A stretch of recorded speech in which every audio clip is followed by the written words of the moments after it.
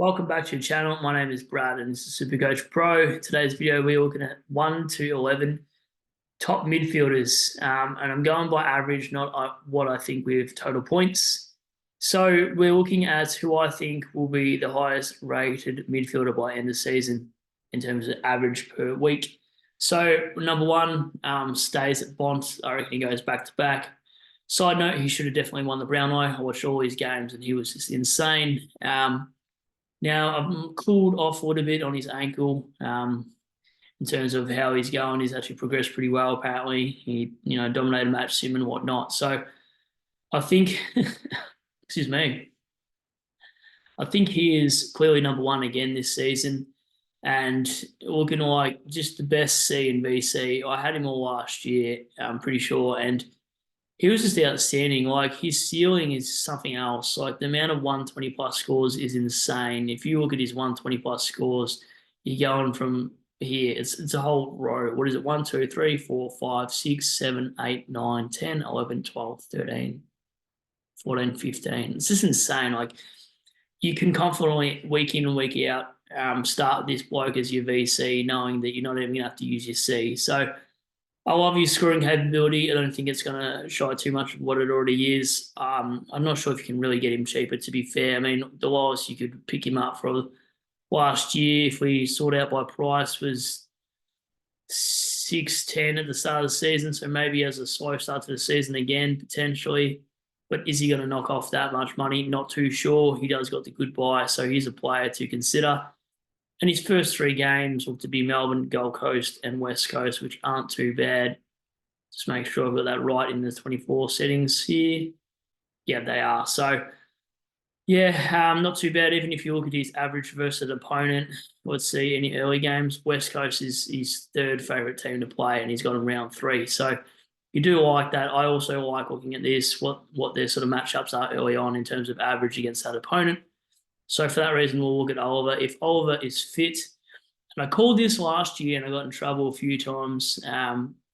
So I did say there were some issues around things that I won't get into because each to their own. But I feel like if Oliver does get, even, 4 or 5 weeks out of him the next few weeks and he does become fit enough, I think he's an athlete. There's no doubt about that. I think he will be M2. I am just worried about if he does miss games here and there, but this is about averages, hence why I've put him at M2 there. His ceiling is insane. I mean, he's got a higher score than any of these other players in the mid, I'm pretty sure. So 205 is just ridiculous. Average versus opponent again, early rounds. Well, he's got Adelaide round 4, so you probably want him before his bye, to be honest. That's 2 coughs in 5 minutes. I'm sorry, guys. I don't got COVID. Anyway, so he's just a ridiculous sort of form. And just to have a look, what has he got? Venue-wise, let's have a look at how many games at the G. 1, 2, 3, 4, 5. So he's got 5, the first 6 out of 8 games at the G. So you do like that, even for Petrarca as well. They do tend to play well with the MCG. So for me, Clary is M2 despite what he's going through. In terms of average total points, I'm not too sure. That's why he's not in my starting side. Track is the next one. Once my screen loads, he's just an unbelievable player in general. I think he's worth every bit of his $1 Now, if Oliver is missing at the start of the season, I'll be very tempted to start Track, and I think that'd almost make him M1 if Oliver's not in there, because we know he scores more without him, and he plays less forward time when he's in the side. So for me, he is M3 at this point, and it's crazy to think I'm not starting any of these 3 players, which is scaring the crap out of me, to be honest, the more I look at it, and have a look again at his averages versus opponents at the start of the season. Well, he loves Adelaide, he loves Brisbane, and he's got them in round 4 and 5. So that's something to consider with starting Track. His highest scores are insane as well. Got a really good ceiling like any of these top 3 guys anyway. And yeah, just a real safe as house pick. I think more people would be starting them if they didn't have the early buy. Like, how much should we look into the early buy? I'm not too sure. 4th on my list in terms of averaging. Again, I'm going to say that because people are going to come at me, I think. in this discussion, which is fine. I'm open to constructive criticism by all means. Is LDU. So I'm starting him for this reason because I think he's just got so much untapped potential if you just stay on the park, and he's a guy you'd want to start with, not bring in. That's for sure. Probably ceiling hasn't shown like an Oliver or a Bont or Track, but he's definitely got the capability to do it. North surely improved from what they're already on. His role's very clear at North Melbourne as well. But they do lose Goldie, so the tap to advantage, does it affect him a little bit with Terry being in the ruck? Not too sure. But I just think with the amount of games that North are going to get thumped in, the ball's going to be back to centre pretty quickly, and he's going to get a lot of ball regardless because it's going to be coming back to that centre bounce again.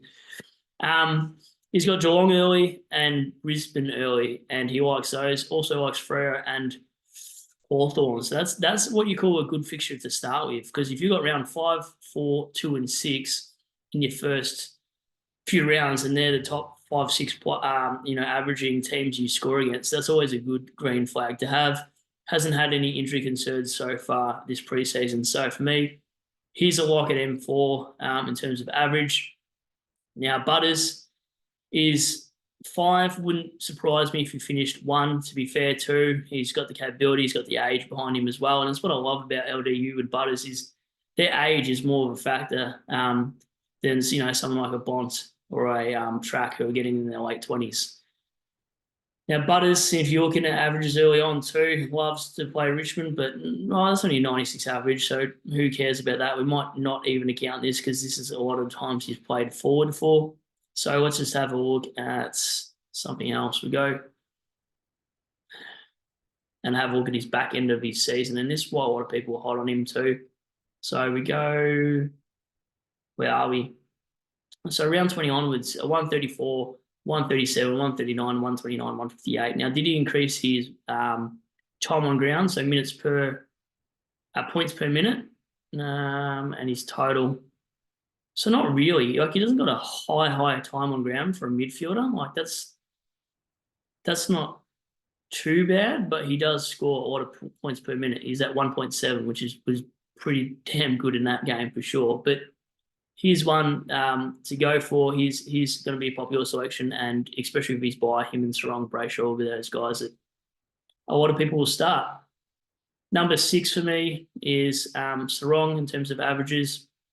Again, I'll just scroll up if it will let me. It's because I'm in the lounge room and my internet's in my room. Bloody Geelong, I swear. I might just move this to my room in a second. So I'm not going to look at averages of these guys now because they probably don't got as much scoring history as the other guys do. But we look at these opponents just from round 1 to 6. What has he got early on? He doesn't got that many home games early on. Like, he's got 1, 2 in the first 5. So that's not great. But I just still feel like he's only going to improve. He's pretty young again. So I just feel like he's the sort of player I want in my side. And I think for that reason, he averages 5th for total points. Sorry, 6th in total points for midfielders. 7th on the list is Green. I don't know. He's a contested bull. I wish he kicked a little bit more goals for him to, I mean, what more can he do in terms of, like, he has a high disposal count. If he can get it on the scoreboard a little bit more, that'd be amazing. But I do find him getting stuck on the bench for long periods of time. When I owned him and watched him play games, he just seems to have a lot of time on bench. Maybe I'll have a look at his time on ground as well. Maybe that will give me some sort of clarity on if I'm going crazy or if I'm just paranoid. But we'll have a look at it in the 2023 season. So he's number 7 for me. If he didn't have the early buy, I'd probably be starting him as well. He's at a young age as well. You want to look at these midfielders that are young, as opposed to your Lairds, Bonds, Tracks that are slowly going to decline. They might not decline this year, but it could be 1 or 2 years away, whereas you'd rather someone that's, 23, 24 that's about to break into their prime. So we'll have a look at it.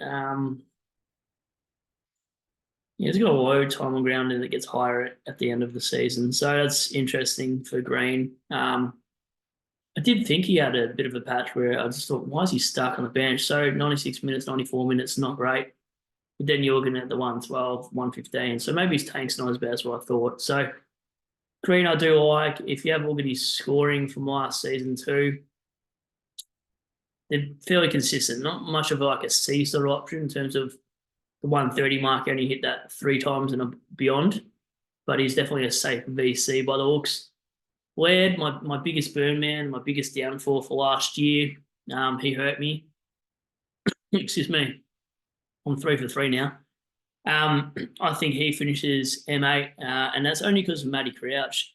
If Matty Crouch wasn't in that side, Laird would be higher on my list.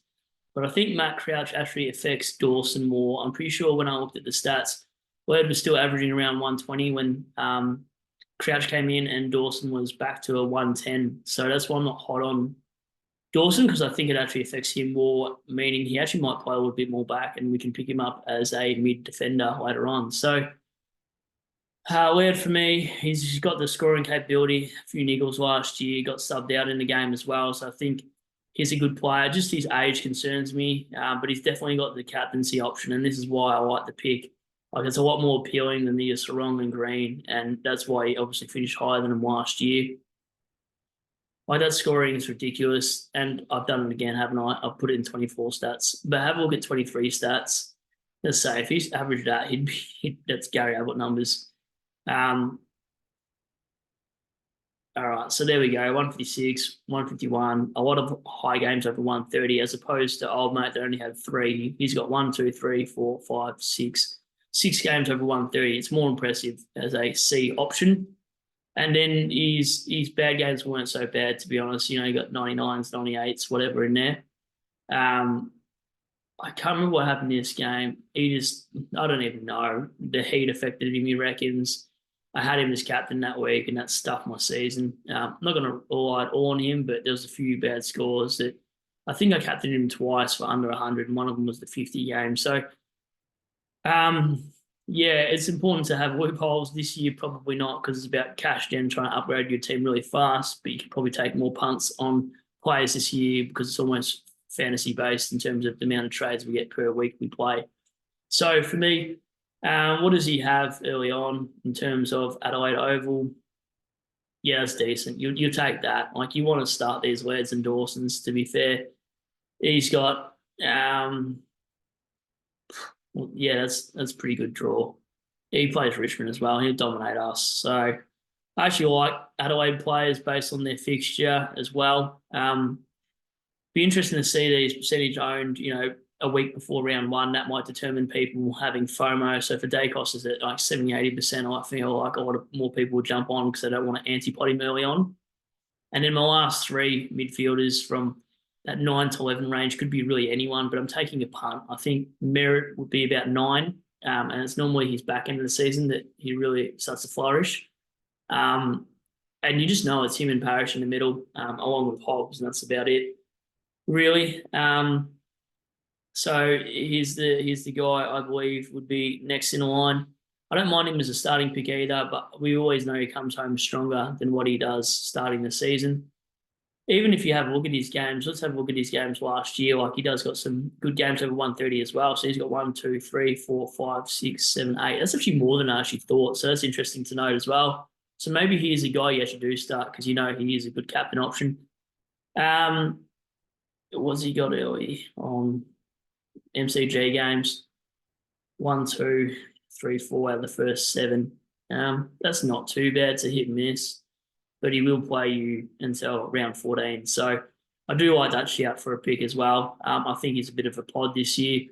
And Mill and Walsh could be anyone. It could be a Dunkley, so don't come too hard at me between 9 and 11. It could be a Rosé. It could be really anyone. But for me, I just think Took has proven numbers. He's got the capability to go 120s. He's done it for 2 seasons before. He played as a tagger last season and a high half forward role when he came back from injury. Yeah, have a look at his scoring before that. It was pretty decent. He had a bit of a slow start, but still averaging 115 until he got injured. And then, when he came back, these were games affected by his role. So for me, if you look at his stats from previous years, let's just scroll into it. Go to 2022. The bloke's averaging, let's just go. Let's have a look at scores. Like the season before, that's crazy. Like, how many over 130 again? 1, 2, 3, 4, 5, 6, 7, 8, 9. And people forget this about Took, and this is why I think Took is high on my list. Um, his bad games weren't so bad. What, 2 games under 98? You take that. So if you can get anywhere near his previous form, you'd absolutely take it. He averaged 120 that year. Total points is pretty insane too. And then you look at 20 and 21, he averaged 124. So I don't understand why people aren't, I don't understand why him and Walsh aren't in 50% of the sides. Maybe because of buyers like me, they are scared off. But I just think they're so much better than the players around him at that price. And again, same sort of thing. You have all these scoring. There's so many over 130. He's got 1, 2, 3, 4, 5, 6, 7, 8, 9. So if he's got the role, you know what he's going to do. And I just feel like he's got the role back there. And again, only 3 or 4 games under that 100. So he's definitely my number 10. And then Walshy, have a look at his final series in Footy Wire, I believe, is pretty decent. Because I don't show it on your normal SuperCoach, obviously. So we'll just go back to 2023 again. He's got Richmond round 2, and then round 3 doesn't go up until after then. So that's why probably a lot of people aren't on Walsh just yet. They could probably have a few games to look at until his price varies. So what did he do? Didn't play. 130s. Yep. So scoring was a bit off. Average, 103 for the year, but we know he can do better than that. Because if you look at the previous year before that, what did he average? 111. So there is a bit of value in this. And then the year before that, 117. So these are the players I don't understand why people aren't hot on. Like, apart from the buyers, why aren't you picking them? That's probably my take on that. And then the midfielders around it that I don't mind. Let's just clear the team for points' sake. Who do I like after that averaging? Dacos I didn't put in there because he's in the back line. But we'll go back to midfields. Wibber, I'm unsure of. Like, he's early 30s now, so I don't know how much of a drop off. We know how much some players has completely drop off. Dawson, I feel like averaged around the 110 mark. Dunkley could be anything. He could easily be an M sort of 3 range by the end of the year in terms of overall. Goulden, not sure about his role. It really determined on like a Sheldrick and a Roberts coming in to play that midfield. Does he get pushed out to the wing more often than not? And he's not bad up forward as well, like that half forward flank can kick goals. So not sure about Goulden. Feel like we can pick him up cheaper. Neil, I feel like it's on the decline for me, so I'm not going to take any interest in him, I don't think. Rachel, the concussion issue for 21 days, I feel like he's prone to concussions every now and then, both of the Rachel brothers. So I'm not hot on him. Chera, too much of a pod for me to even look at in terms of finishing average. Parish got calf niggles all the time. Shaw, too old. We know how bad his hammies are. Rosie, I think he's playing forward, so not interested. Taranto, if he could clean up his disposal, he could be anything too. We know how hot start he had last year. And then Anderson and Rao are probably smokies that you could pick after their first buy as well. I don't mind those. Kelly never plays a full season. Cogs, not even worth looking at. And the rest just making up numbers. Newcomb, I like, though, for that price. I think he could be thereabouts, but probably outside the top 15, so not a warranted selection for me. Crouch and players like Guthrie would just be placeholders over buys, wait for a Dacos to come down, a Crouch to go up, and then flick them between there because you've got so many trades. And if you don't got any players to move on early on, you have that luxury of doing that and gaining the points and gaining the cash from, starting a player. Let's say Crouch goes to 560, Dacos comes down to, let's just hypothetically say 580. You've just made money by, 60K on Crouch. And then Dacos coming down 60K, you've just made 120K mathematically. And then you have the points as well that you accumulated from Crouch from when Dacos's buy had happened. So there are moves like that you can do. Steele, I'm not too worried about if you did pick him. I just sort of same deal as well. You'd want him to come down for a fallen primo and just do a straight sort of swap without wasting too much cash in between that. And all the rest for me aren't relative. I feel like everyone brings up McCluggage at some point in my videos. I've just never been hot on a winger unless it was Goulden. I get that old mate did his ACL, and there's more midfield time for McCluggage in there, but there is Jasper Fletcher and players like that I think Brisbane might give it a crack as well in there this year. And none of the others appeal to me at all. So that's the end of the video. Thanks for looking at the mids with me. I know everyone's got a really sort of same range, but could be in different order in terms of those players. But I'm happy to hear your thoughts. Write your 1 to 11 if you want, or 1 to 5 even. Let me know what you think of mine. If you think mine's absolute crap, let me know. I'm all for it. So I'll be posting more videos throughout the pre-season because we've only got about a month to go, and then there's the pracky matches. I'll do a review about every match over the practice game, so we can talk about some of the relevant SuperCoach players. And if there's any other content you want me to chuck out there over the next month, let me know. Chuck it in the comments, and I will get to them and see what we can do. Anyways, I'll catch you on the next.